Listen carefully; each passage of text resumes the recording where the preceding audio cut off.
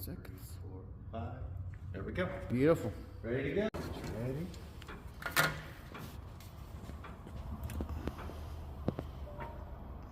Bluetooth is connected. All right, now you need to find your 4 points that you want to measure first.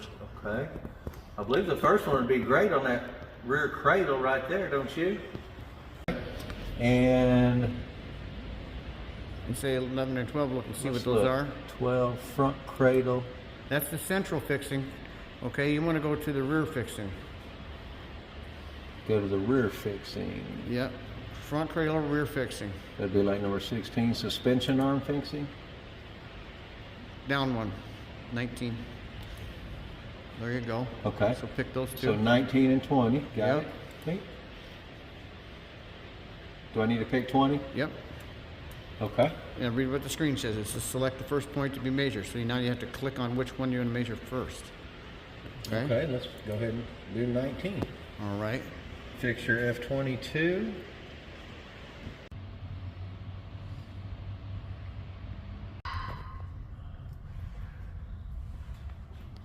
Look at somebody here? No, it's just your wife.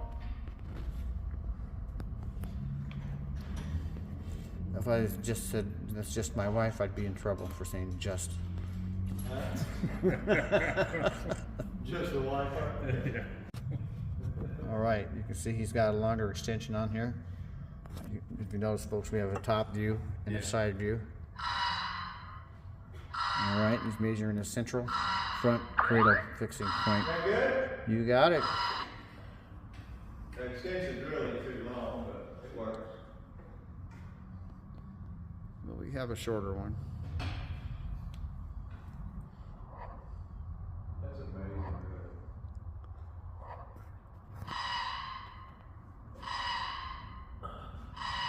Got it.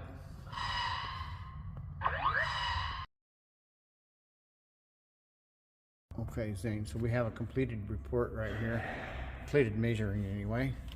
And just to explain to you what this thumbs up is right here. Thumbs up turns on and off the actual numbers. So if it's within 3 millimeters or less for each point, length, width, and height, with a thumbs up turned on, it's just going to say it's okay because it's in spec. If I want to see what the actual raw numbers are, I click on the thumb and close it, and it's going to now tell me what the numbers are per points, length, width, and height. Okay, does that make sense to you?